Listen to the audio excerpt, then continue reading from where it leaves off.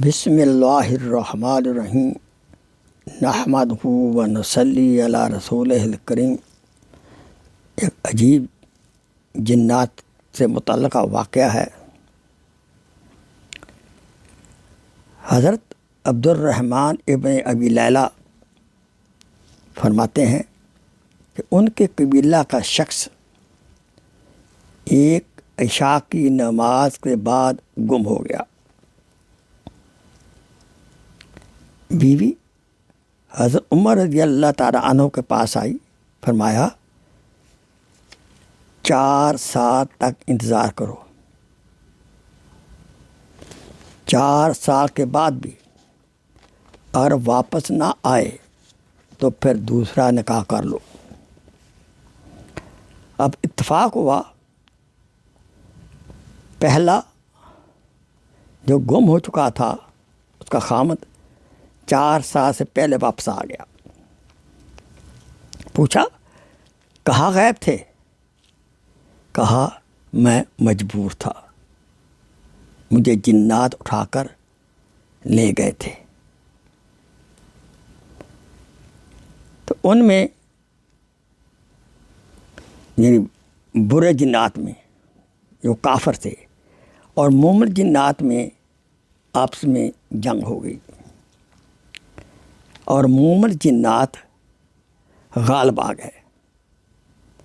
قید ہونے والوں میں سے میں بھی تھا۔ میں نے بتایا کہ میں مسلمان ہوں۔ انہوں نے کہا تیرا قید کرنا جائز نہیں، لہذا تم آزاد ہو، اپنی مرضی سے رہو یا چلے جاؤ۔ وہ مجھے لے کر چل دیے۔ رات انسانی شکل میں باتیں بھی کرتے رہے اور دن جب ہوا وہ بگولا ہوا کا بن گیا، اڑ گئے۔ خدا کے نام والی ہڈی گوشت وہ چکے مومن تھے وہ کھاتے تھے، غیر مسکر والی شراب پیتے تھے جن سے جس شراب سے نشہ نہیں آتا۔ پھر انہوں نے کہا مہر رکھ لے یا کھلا دے دے، یا اس عورت کو تو اپنے ساتھ لے جا۔ ایسے واقعات کتابوں میں لکھے ہوئے ہیں،